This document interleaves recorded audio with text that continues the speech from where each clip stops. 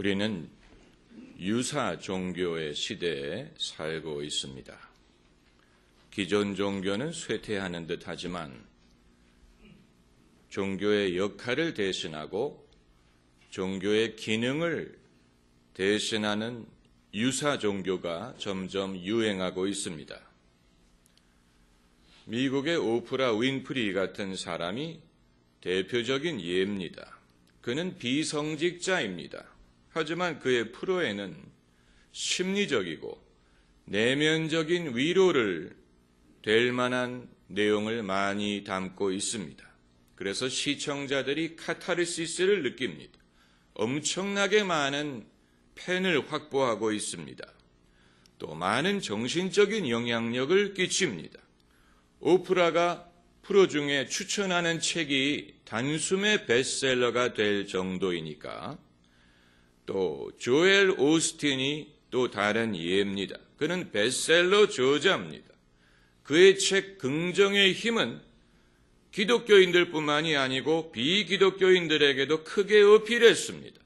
그는 목사이지만 그 책의 내용은 순수 기독교 복음이라고는 보기가 어렵습니다.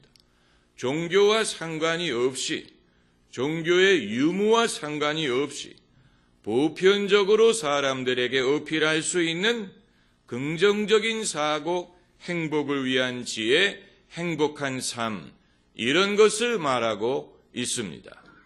유사라는 말이 반드시 부정적인 말은 아닙니다. 가짜라는 말을 뜻하는 게 아니고 다만 원래 기능을 담당하던 자가 아닌 다른 자가 그 역할을 대신하고 있다는 뜻이 되겠습니다. 미디어가 발달하면서 그럴 가능성은 점점 더 많아집니다. 요즘 대한민국 사회에 그런 현상을 볼 수 있습니다. 인터넷, 소셜미디어, 트위터, 또 연예인, 가요, 음악 이런 것들이 유행을 하면서 사람들이 거기에서 카타르시스를 얻고 거기에서 인생의 방향을 배우고 거기에서 위로를 받고 거기에서 어떤 영혼의 목소리를 들으려고 하는 것입니다.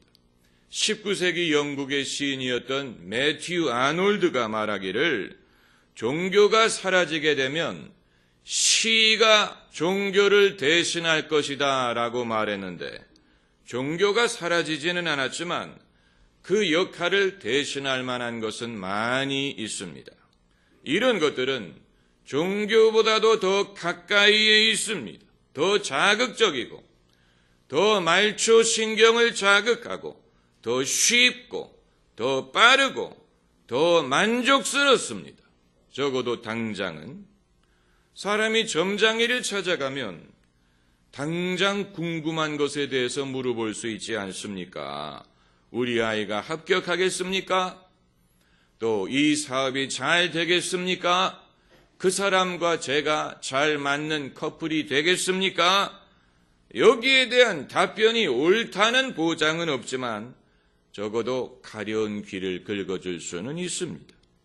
교회에서 당장 말해주지 않는 것에 대한 해답을 얻을 수가 있다는 얘기입니다.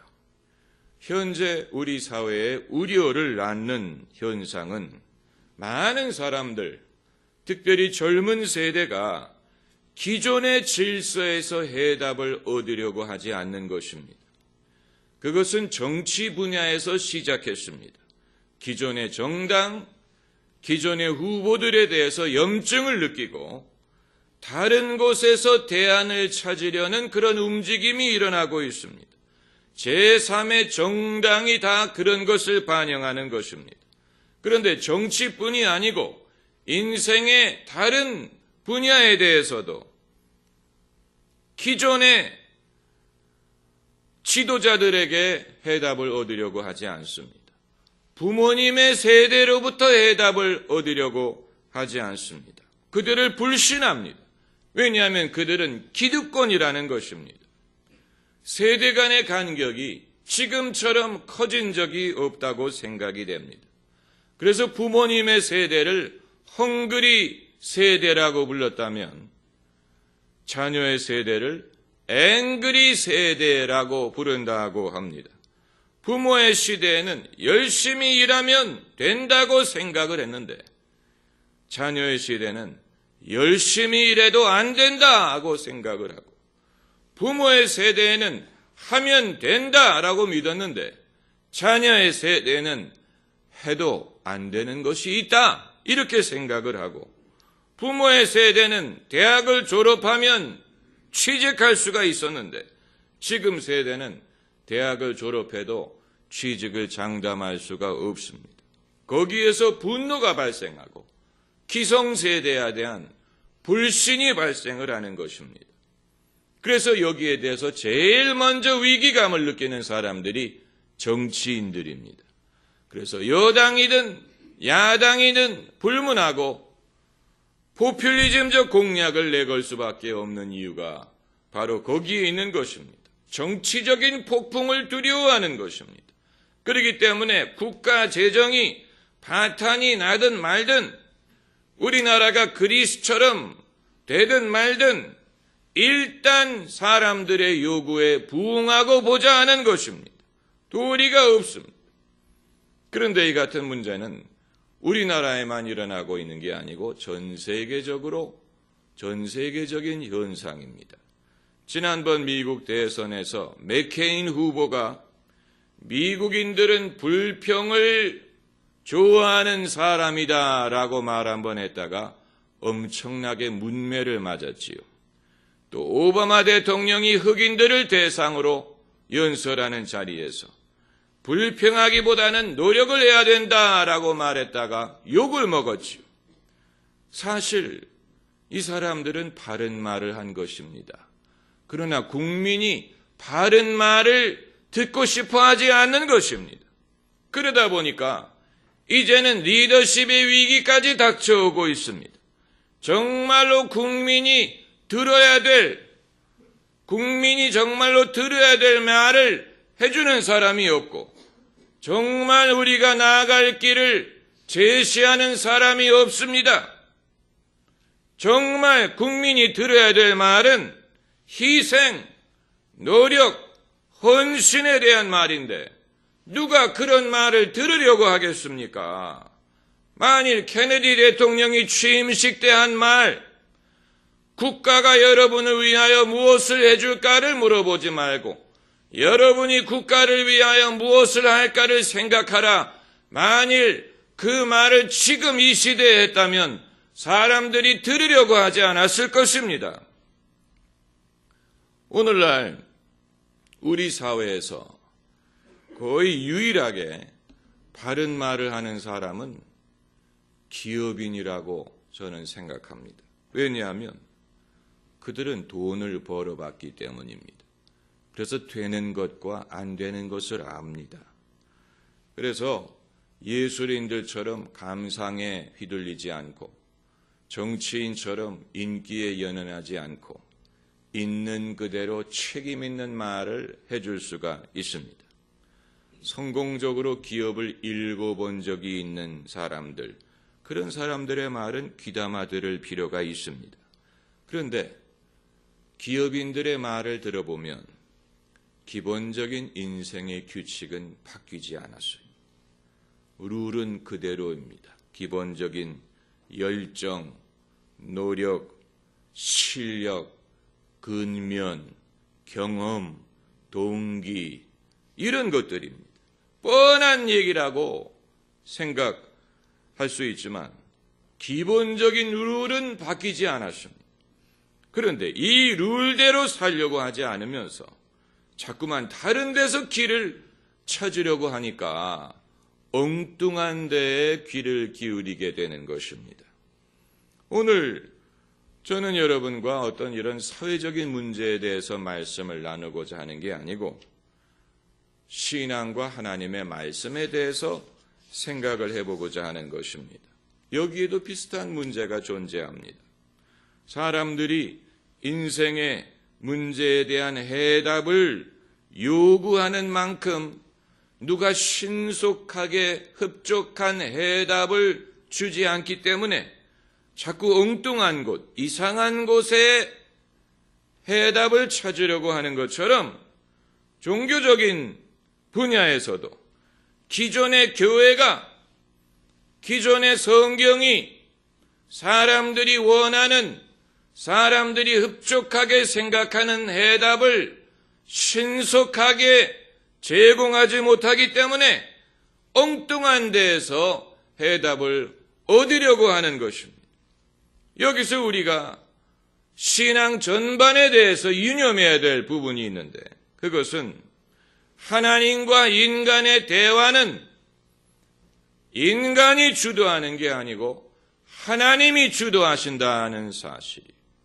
하나님이 주제를 정하시고 하나님이 말씀하시고 하나님의 때에 하나님의 방법으로 하나님이 원하시는 것을 말씀하십니다. 우리의 역할은 그것을 듣고 순종하는 것이고 하나님이 말씀하실 것을 믿고 기다리는 것입니다. 왜 그렇습니까?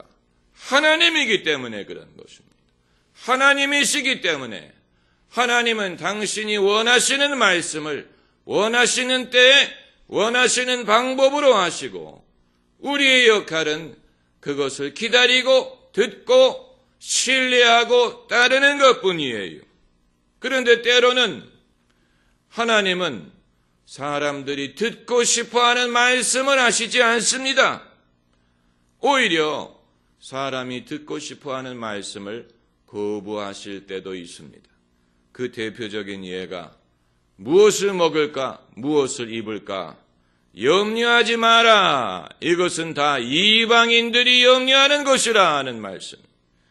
이 말씀은 당시 유대인들에게 하신 말씀인데 왜 이 말씀을 하셨습니까? 유대인들에게도 최대 관심사는 무엇을 먹을까, 무엇을 입을까, 무엇을 마실까.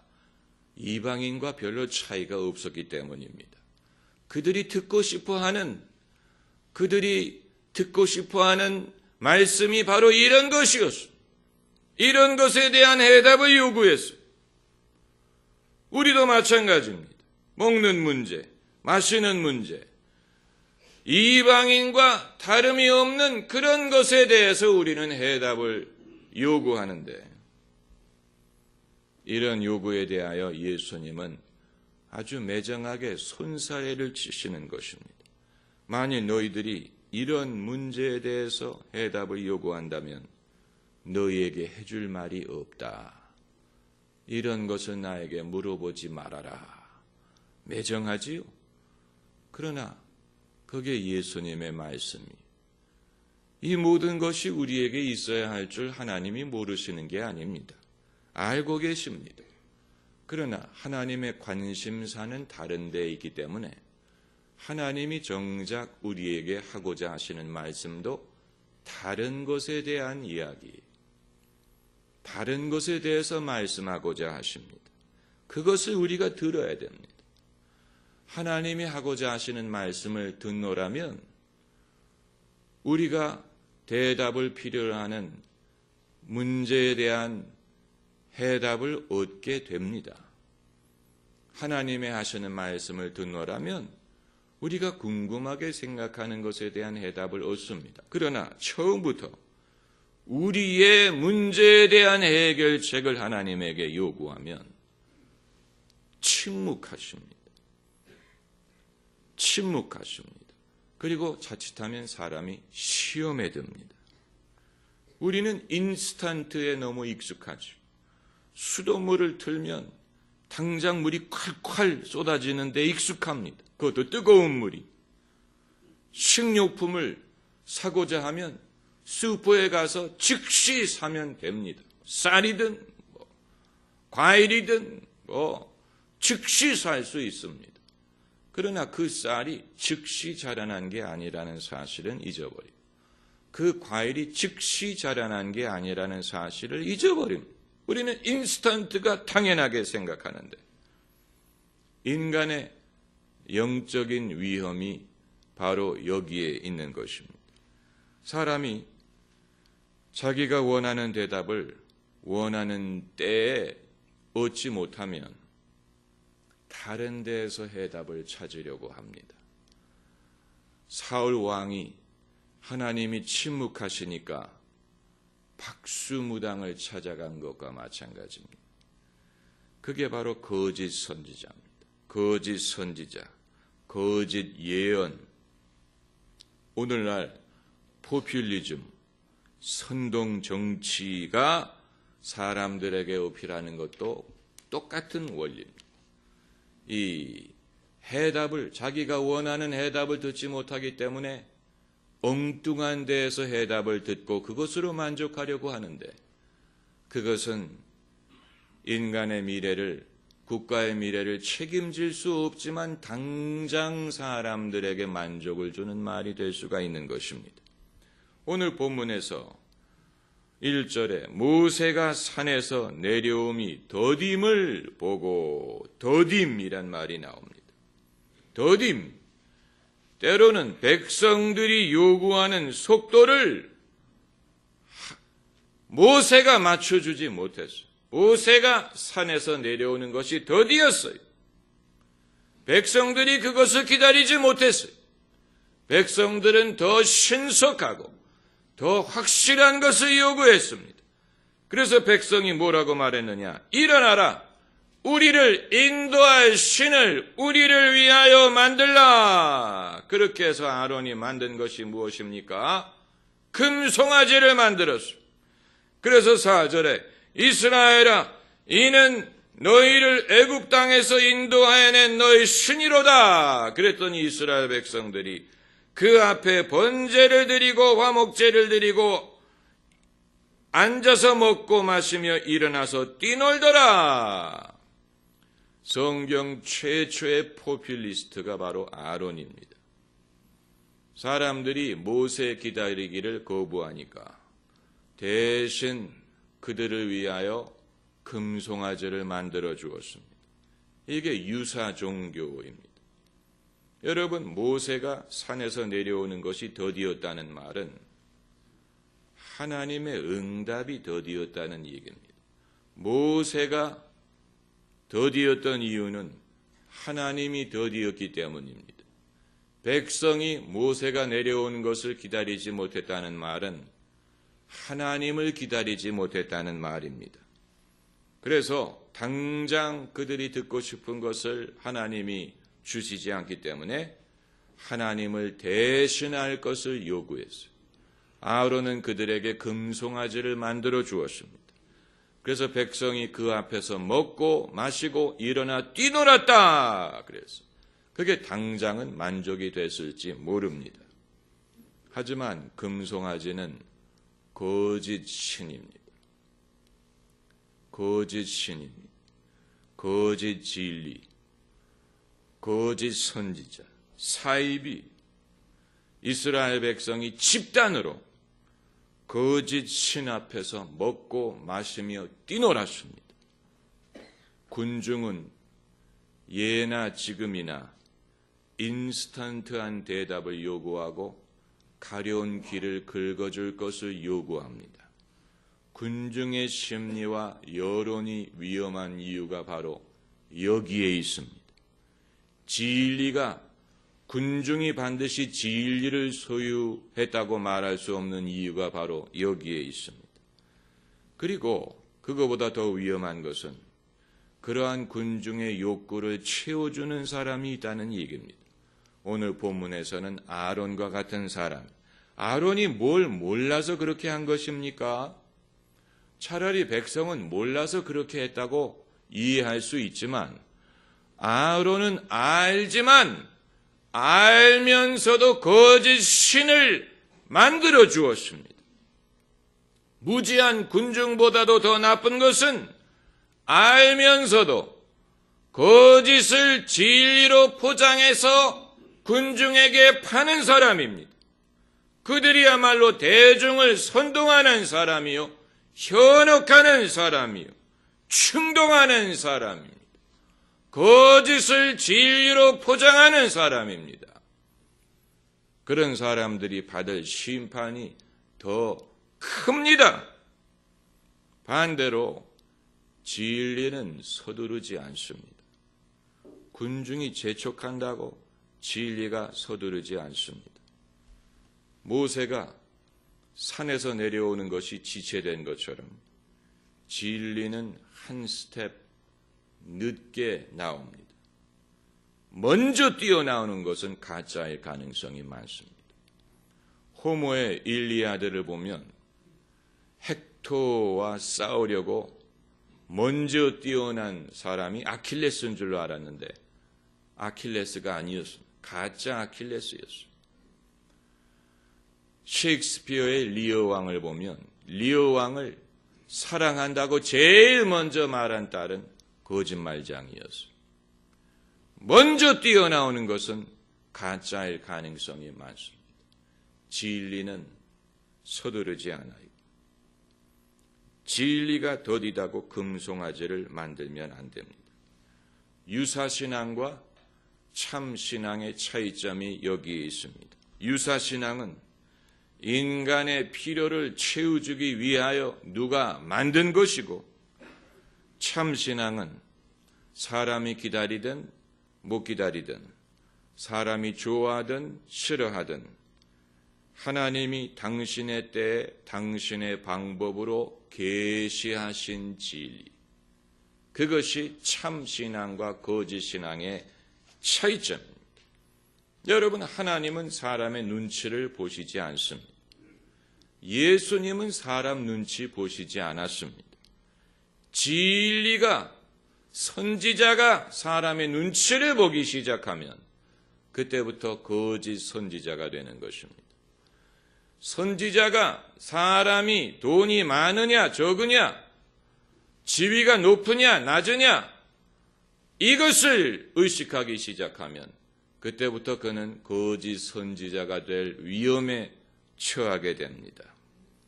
사람이 듣기 싫더라도 말하는 사람이 진짜 선지자입니다.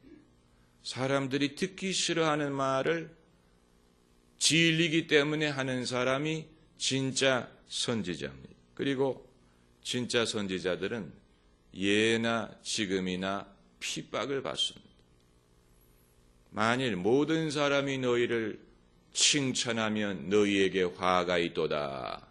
거짓 선지자들이 그랬다라고 예수님이 말씀하셨습니다. 그렇기 때문에 예나 지금이나 너무 인기가 있는 것은 수상한 것입니다. 너무 인기 있는 것은 수상한 것입니다. 너무 사람들이 몰려가는 것은 수상한 것입니다. 예수님도 대중적인 인기를 누리실 수 있었어요. 그러나 그것을 거부하시고 어떻게 하셨습니까? 십자가를 지셨어요. 예수님이 인기를 얻기를 원하시면 얼마든지 얻을 수 있었어요. 그러나 예수님은 그렇게 하지 않고 십자가를 지셨습니다.